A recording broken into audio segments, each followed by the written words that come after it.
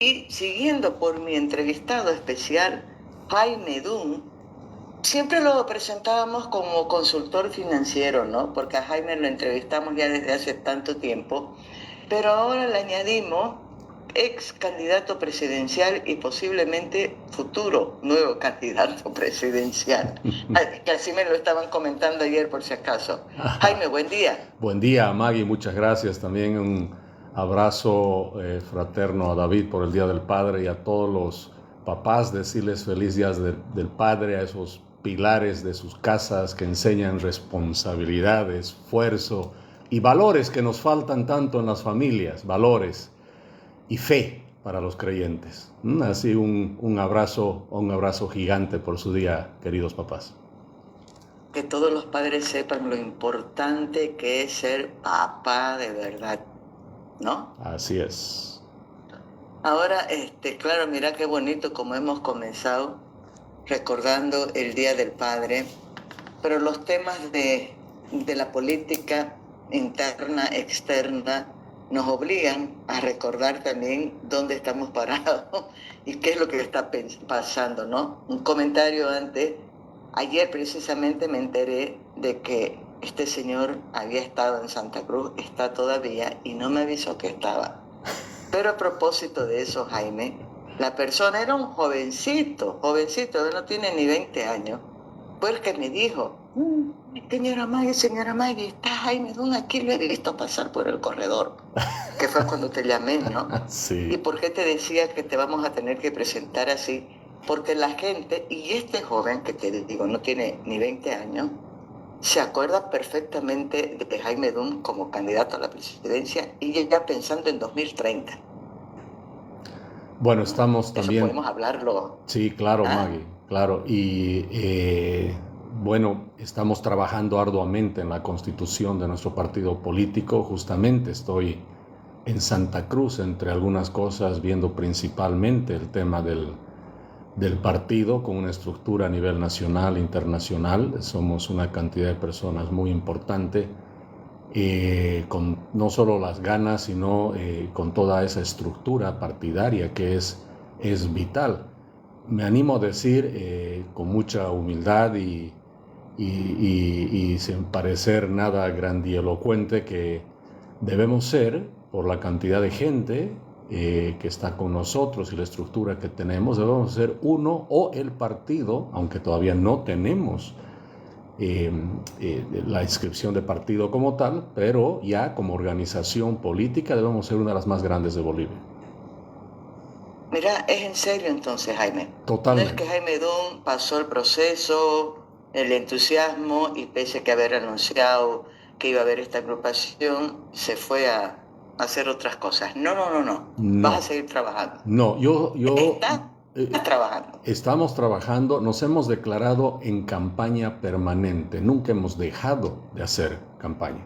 Yo vivo en la ciudad de La Paz y los últimos 4 meses no he estado ni una semana junta en la ciudad de La Paz. Estoy constantemente viajando por Bolivia, por el exterior.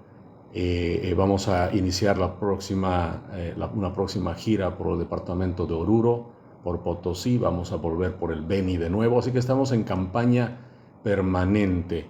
Habrán inhabilitado mi candidatura, pero no han inhabilitado las ideas de la libertad y no han inhabilitado las ganas que tenemos de cambiar Bolivia.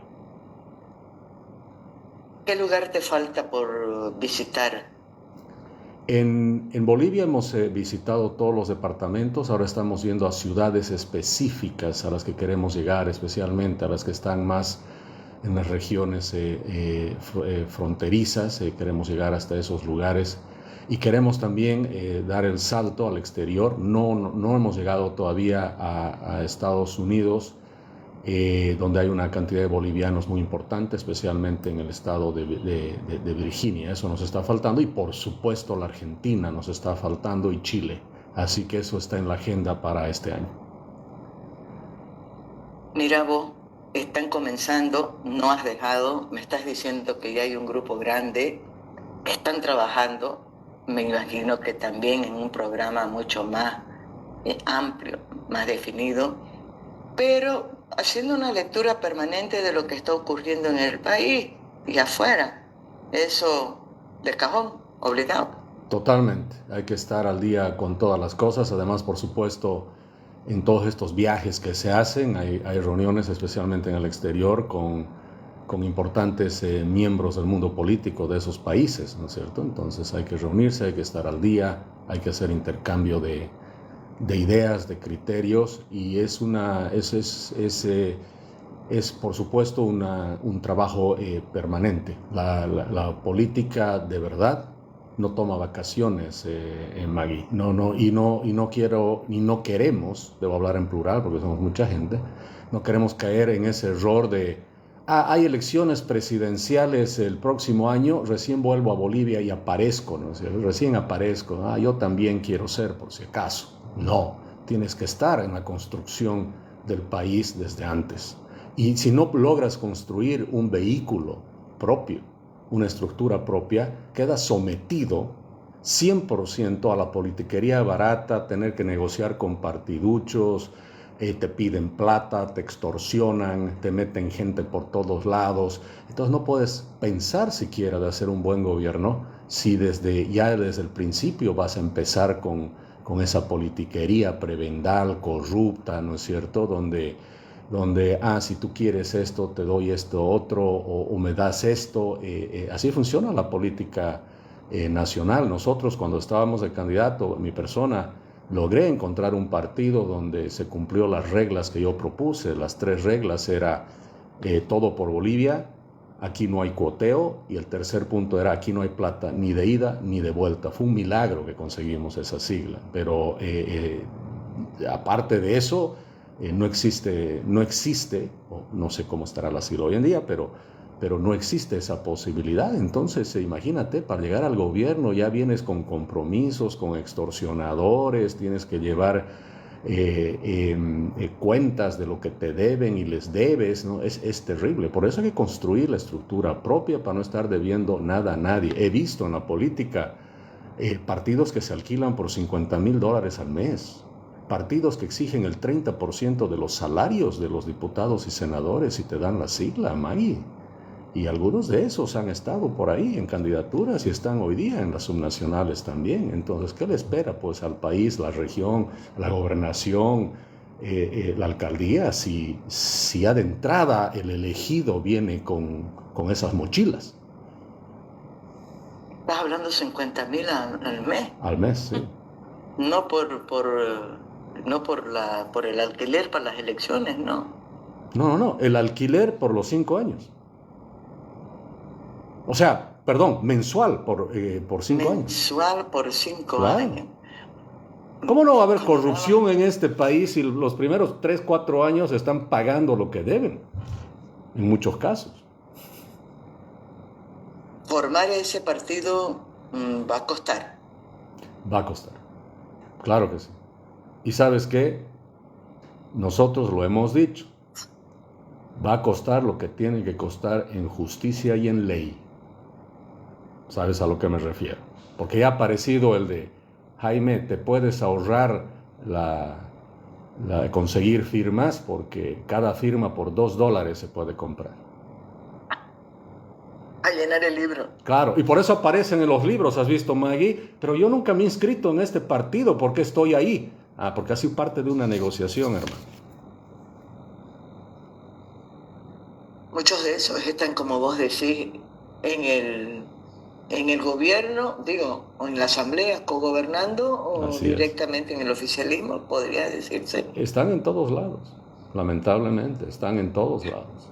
Y eso hace que el aparato burocrático no funcione esencialmente para el bien de los bolivianos, sino es primero para rendirse cuentas, pagar sus propios pasivos, ponerse al día y después, si hay tiempo, en los 5 años, para hacer algo por el país. Esto va a quedar clarito ya nomás a partir de estos primeros meses que pasen estas elecciones y todos pongamos nuestra atención en lo que está haciendo la Asamblea Legislativa Plurinacional. Todavía podemos, lo que sí se ve es lo que está haciendo el gobierno, pero no hay señales. La gente, nos hemos olvidado, voy a decir, pero no voy a decir la gente, nos hemos olvidado que hay una responsabilidad enorme en la Asamblea Legislativa y mira vos, sobre todo, con este gran problema que tiene el gobierno con su socio, su aliado, que es el vicepresidente, ¿no? Así que debería es. estar ahorita moviendo esa Asamblea. Así es, así es. Aunque es cierto también que muchas leyes se puede aprobar sin la necesidad, o sea, yendo ya sea por senadores o diputados, y cada senador tiene su cabeza, diputados también, pero las decisiones más importantes, las que se llaman fundamentales de cambio estructural, necesitas que se haga no por senadores o diputados, sino por ambos, es decir, por asamblea. Y eso definitivamente necesita la participación del presidente. Entonces el hecho de que del vicepresidente. Entonces el hecho de que no hay una coordinación y claramente ha quedado rota la relación en la cúspide del poder entre el presidente y el vicepresidente, ya te da un mensaje que cambios fundamentales que requieran de asamblea parece que no se van a hacer, por lo menos por ahora. Y eso es lo que nos aflige a muchos bolivianos, ¿no es cierto? Porque creo que el gobierno de paz no debe ser el gobierno que cierra un ciclo, debería ser el gobierno que abre un nuevo ciclo. Y para abrir un nuevo ciclo tienes que tener el 100% del apoyo de todos en el Poder Ejecutivo y al mismo tiempo, por supuesto, y principalmente de la vicepresidencia para poder coordinar todas las acciones con la Asamblea, porque hay que hacer cambios, y me adelanto un poco a un tema que creo que es importante mencionar. Hay que hacer cambios constitucionales, hay que hacer reforma parcial a la Constitución y plantear una reforma constitucional completa en algún momento, pero hay que empezar ya. Muy bien, se lo ve al presidente viajando, haciendo relaciones, reuniéndote con inversionistas, abriendo las puertas de Bolivia al mundo y que el mundo se abra a Bolivia.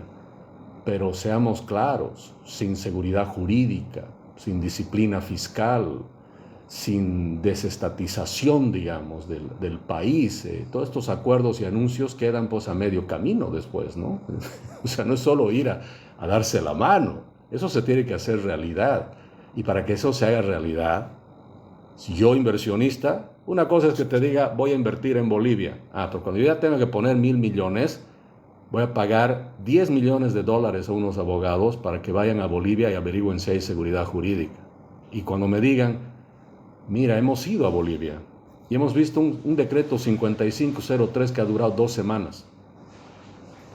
Y hemos visto que las leyes, sí, pero la asamblea no está funcionando. Y hemos visto que hay un vicepresidente que no sabemos para qué lado jala, ¿no es cierto? Sabemos dónde no jala. No es parte del poder ejecutivo, no está con el poder ejecutivo, no acompaña las políticas de Estado.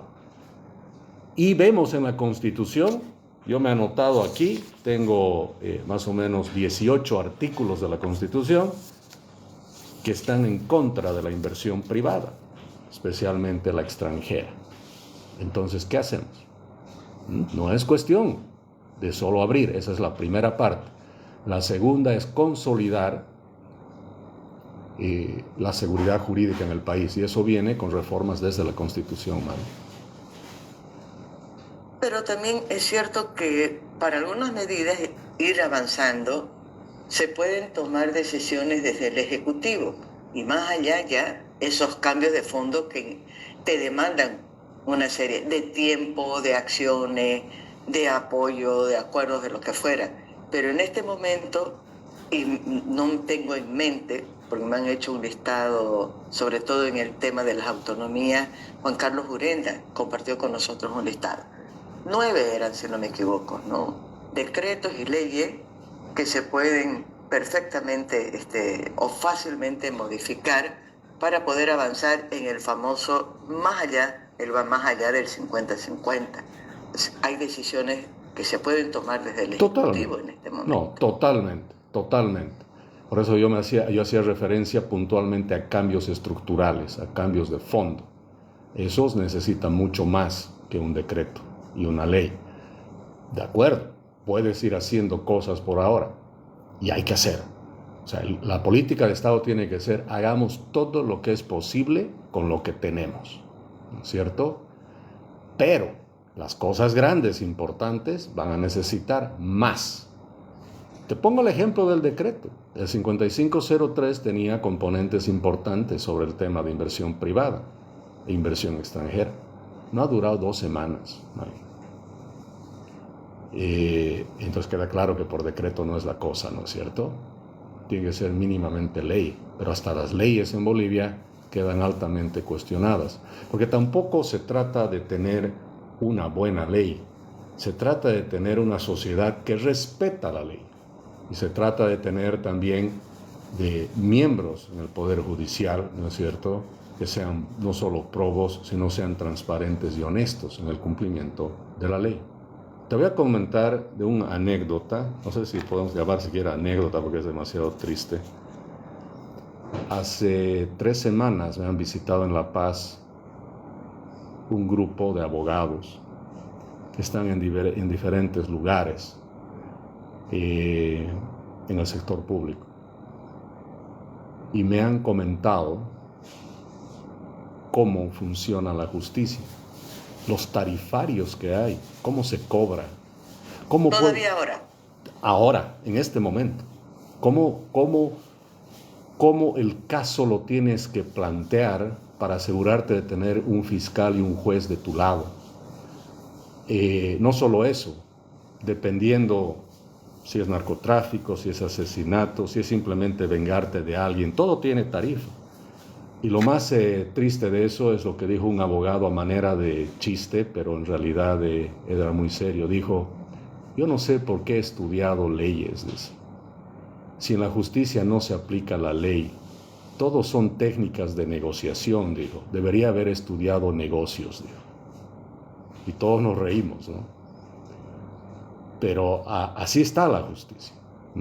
Entonces, imagínate cuando un artículo 320 de la Constitución dice que toda inversión extranjera se tiene que someter a la ley boliviana. ¿Qué extranjero se va a someter a la ley boliviana si funciona como te acabo de decir? Los bolivianos, Maggie. Posible para no ser sometidos a la ley boliviana. O sea, a nosotros los bolivianos, hablar de la ley boliviana se nos para los pelos de punta. Imagínate, y queremos que un extranjero venga y se someta con una inversión de $1.000 millones a la ley boliviana.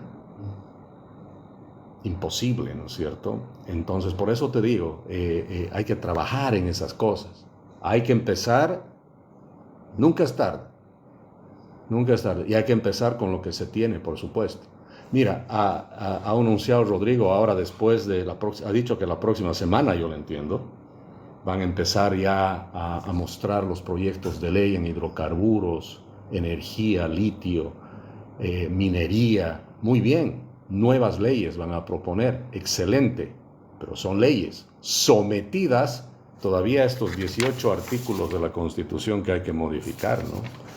Entonces, ¿con las leyes se puede lograr algo? Claro que sí. Pero ¿sabes qué pasa?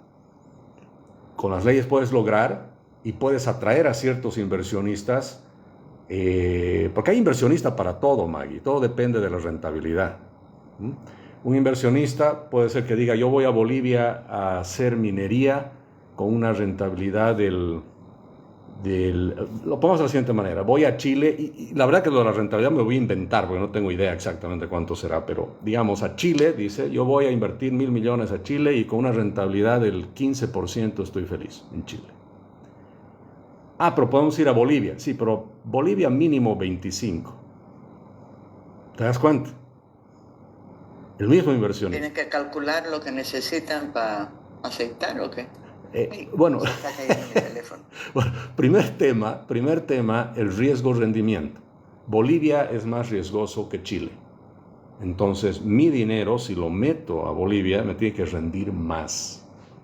Me tiene que compensar. Se genera lo que se llama una prima de riesgo. Ahora, el riesgo de Bolivia ha estado disminuyendo mucho en los últimos meses, lo cual es fabuloso y se aplaude, ¿no es cierto?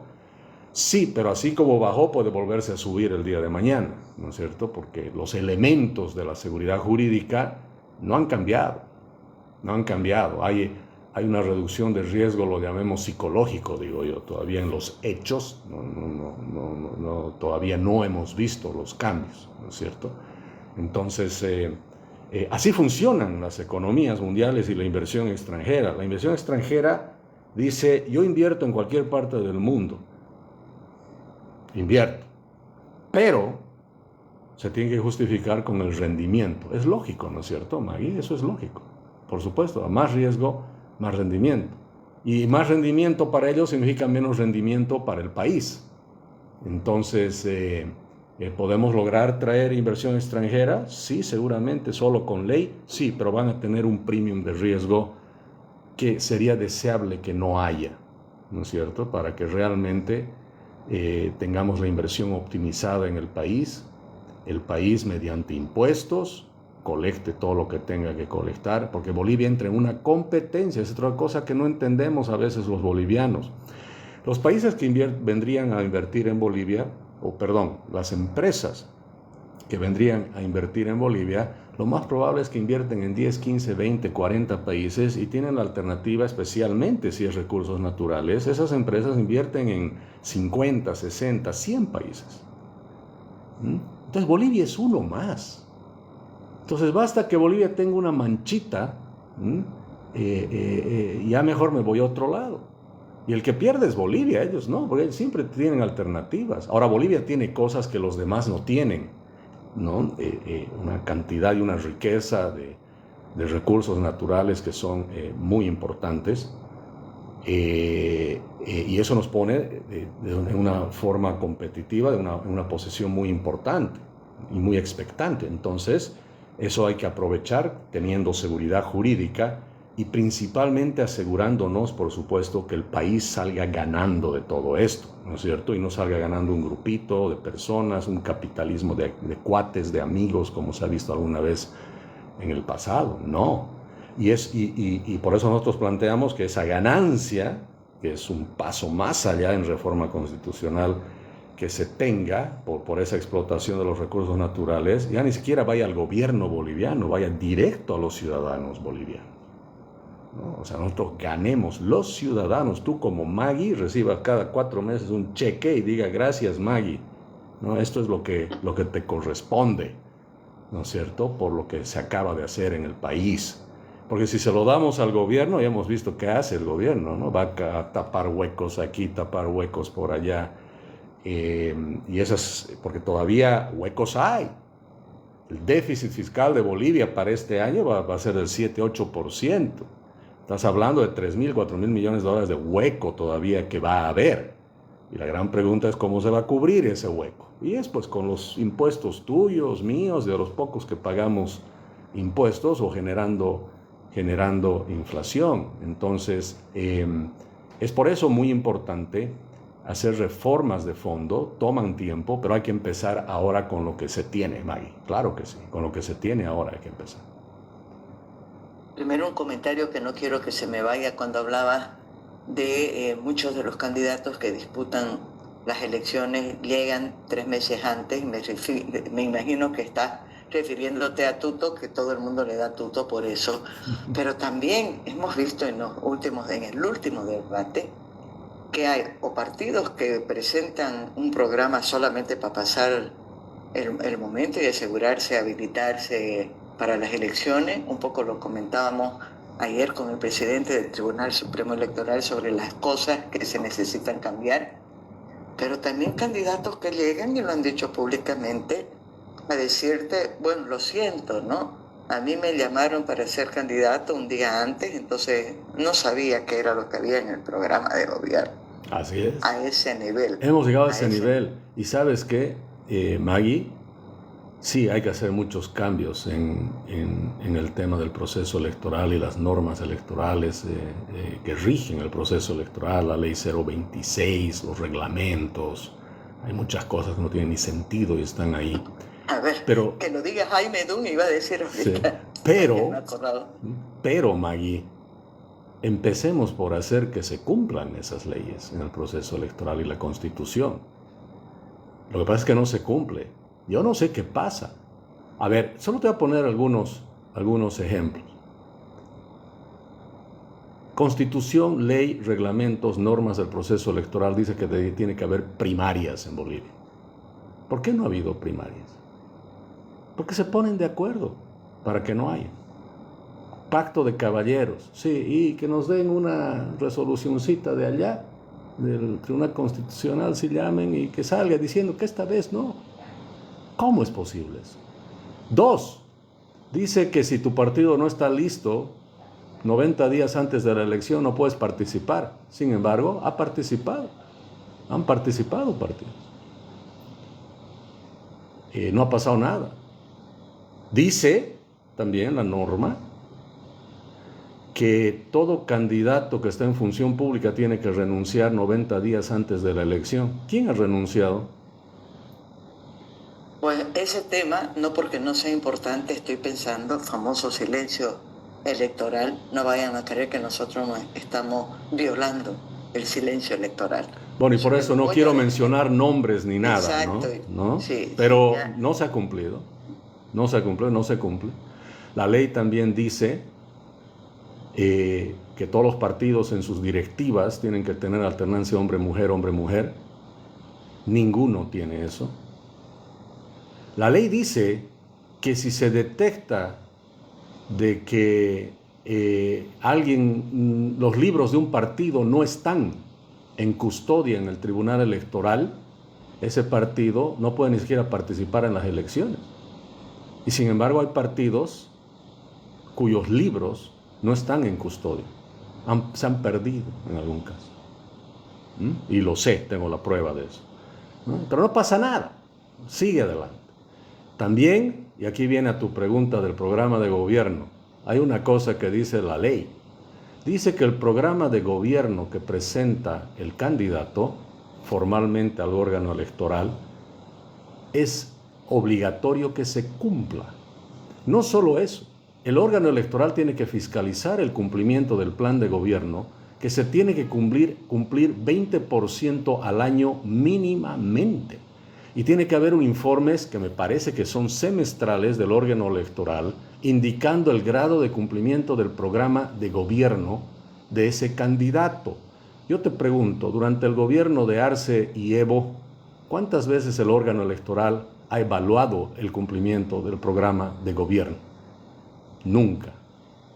Entonces, seamos claros, seamos sinceros. Leyes hay, pueden ser muy bonitas, pero al final somos los hombres y las mujeres que tenemos que cumplir. Y si hay acuerdos, ¿no es cierto?, de decir, no, esta vez no. Otra cosa, Maggie, si el candidato a la presidencia es hombre, la vicepresidencia tiene que ser mujer o viceversa, ¿no es cierto? Eso está ahí. Nunca se ha cumplido, ni el MAS lo ha querido cumplir. Entonces, ¿para qué lo pone? Pero está en la ley. Uno podría no estar de acuerdo con la ley, pero eso no significa que no se cumpla. Entonces se ponen de acuerdo para violar la ley aquí, violar la ley allá, violar la ley allá. No, pero con Jaime Dun aparece con una deuda de $2, lo inhabilitemos nomás. ¿No ve? Entonces, esa falta de seguridad jurídica es a la que me refiero. Entonces yo voy a ir con una inversión de $1.000 millones a invertir en minería en Bolivia, donde ya sus mismas normas electorales se manejan como sea y se ponen de acuerdo. Y eso es, fíjate, termino esta parte con esto, con lo que te quiero decir ahora. En las mismas subnacionales, no hemos visto partidos que tenían menos del 3% en las nacionales, que se les ha permitido entrar a las subnacionales, se les ha permitido tener candidatos y después cambia el órgano electoral, ¿no es cierto?, con el gobierno de paz y se los inhabilita. Si es la misma ley que había en los dos lados, antes y después del gobierno de paz, es la misma ley. ¿Qué ha pasado? Han cambiado las personas. ¿Qué ha pasado? Ha cambiado la forma en que se interpreta la ley, ¿te das cuenta? Y la ley no puede estar pues sujeta a interpretación de un lado o del otro. Entonces, Y por eso ahora tienes candidatos que eran candidatos, ahora ya no son candidatos, que estaban habilitados primero, ahora están inhabilitados. Y la inseguridad que tenemos los votantes, porque hasta 3 días antes de la elección, se pueden cambiar candidatos todavía. Porque se ha negociado así, que sea así. Es terrible, terrible. O inhabilitar también, ¿no? O inhabilitar también, claro. Entonces, ¿con qué seguridad jurídica, pregunto yo, vamos a votar los bolivianos? Y por eso, encima, con esta destrucción y desinstitucionalización de los partidos políticos, en lo cual el MAS ha sido muy exitoso, porque el movimiento del socialismo se ha encargado de que este despelote se haga, se ha encargado de que sea así, permanece así, y por eso tienes también candidatos que eran de izquierda, que ahora son de derecha, el de derecha que es de izquierda, el partido de izquierda que va con el candidato de derecha, los alquileres y todo eso que te digo. Es complicado. Y yo lo resumo de la siguiente manera. Si un candidato se alquila un partido, y resulta que termina siendo presidente, el presidente puede decir yo me he alquilado un partido, el partido puede decir yo me he alquilado un presidente también. Que no lo dirá, ¿no? No, obviamente, pero en el fondo él se ha alquilado un presidente también. Que no lo dirá. Pues ahí está el trabajo que estás haciendo. Y sí me gustaría después conocer la experiencia que está teniendo Jaime en este proceso. Y dijiste algo que ojalá lo puedas cumplir. Hay algo que en lo personal me choca y me imagino que es algo que también le debe llegar a la gente como una cuestión incómoda. Escuchamos hablar, y no solamente a los que están en un proceso electoral. Por lo general, después se asumen o se van a criticar. Yo voy a hacer, yo hice, yo soy, como si fuera una individualidad y que no estás con un equipo para hacer lo que tenés que hacer. Ese yo, es muy común en el mundo político, ¿no? Es muy común y no es cierto, es imposible llegar hasta donde uno está en la política sin el acompañamiento de personas. Yo siempre estoy agradecido con todo el equipo. Somos un equipo importante, un equipo de gente trabajadora que da su tiempo libre, digo yo. Nadie tiene tiempo libre, pero bueno, se dan el tiempo para poder colaborar en esta actividad. Y sabes qué, yo mismo estoy a cargo de Alianza por la Libertad como presidente interino. Todos somos interinos. Nuestro cargo dice presidente interino, AI. ¿Por qué? Porque eso se definirá después en alguna asamblea, se definirá a través de los mecanismos de los estatutos del partido, etcétera, etcétera. Y todos somos interinos. Nuestra meta es llegar a plantear una candidatura del 2030. Y yo mismo siempre digo, y lo vuelvo a decir aquí, si Dios quiere que sea yo, voy a hacer. Pero si hay alguna otra persona que lo pueda hacer mejor, yo voy a ser el primero en alzarle la mano y decir, esta es el hombre o la mujer que tenemos que apoyar. ¿Sabes qué? A nosotros los liberales, por lo menos de Alianza por la Libertad, no nos interesa quién gobierna. No nos interesa quién es la persona, lo que nos interesa es con qué ideas, con qué principios y convicciones gobierna. Eso es lo importante, no es la persona, son las ideas. Y por eso, Maggie, no sé si recuerdas, cuando yo quedo inhabilitado en una conferencia a nivel nacional, en un mensaje a la nación, yo hago la entrega de mi programa de gobierno elaborado por un equipo de más de 30 profesionales. Ese programa de gobierno lo entregamos a cambio de absolutamente nada a cada uno de los candidatos que lo quisiera. Y no pasó ni una hora después del mensaje y me llamó un candidato importante y me pidió una copia. Me dijo, mira, estoy yendo al debate, era el día que había el debate, el primer debate, estoy camino al debate, quiero una copia, Jaime, inmediatamente. ¿Cómo la consigo? Al día siguiente me visita otro y al otro día viene otro y todos los candidatos importantes han recibido una copia. Voy a aprovechar esto para preguntarte. Recuerdo que públicamente también, no sé si fue uno o un par, dijo, vamos a incorporar el programa que ha presentado DUM, porque además no nombraban el partido o la organización para incorporar en nuestra propuesta de gobierno, ¿no? Pero me han notado acá porque digo, la próxima vez voy a presentar a Jaime como presidente interino de Alianza por la Libertad, porque no se nos vaya quedando el nombre también. Gracias. Jaime, voy a aprovechar todo lo que has dicho para entrar en esta materia, ¿no? Si estás viendo o no señales en este momento de políticas, decisiones, medidas que está tomando el gobierno a la cabeza de Rodrigo Paz, que vayan encaminadas más o menos a la esencia de lo que ustedes han propuesto y que es la base de todo el movimiento que estás liderando. Y aquí te voy a meter una de contrabando porque ya nos están presentando o compartiendo preguntas. Susana tiene una y dice, ¿puede preguntarle el impacto económico del alza del barril del petróleo en Bolivia y cuál es la posibilidad de que vamos a tener que importar gas licuado y gas natural? Me estoy acordando de Álvaro Río. Pero mira, hay preocupaciones de la gente también de cosas puntuales, pero aprovecharemos para entrar en materia con lo que yo te pedía y con esta pregunta que te está haciendo Susana. De acuerdo.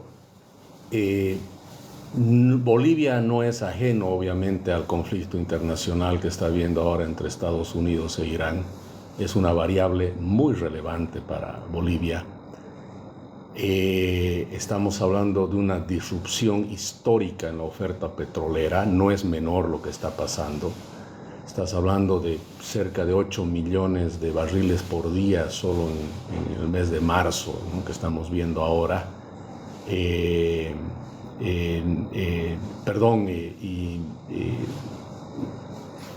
400 millones de barriles de reservas estratégicas que se está viendo cómo lograr de alguna manera. La Agencia Internacional de Energía está en búsqueda de eso. Hay reportes muy complejos sobre el fuerte deterioro en Hormuz que está pasando. Las empresas de seguro que no quieren asegurar a los buques, los barcos, etcétera, etcétera. Entonces, está quedando, Maggie, y es complejo, la desnudez de la fragilidad del modelo boliviano, ¿no?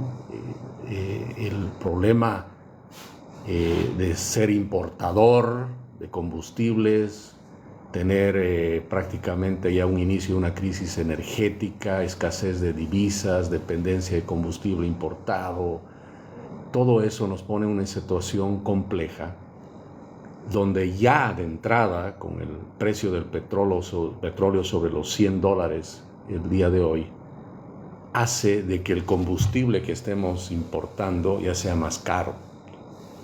O sea, ya Bolivia está empezando a subsidiar, o estaría empezando ya a subsidiar de nuevo el combustible.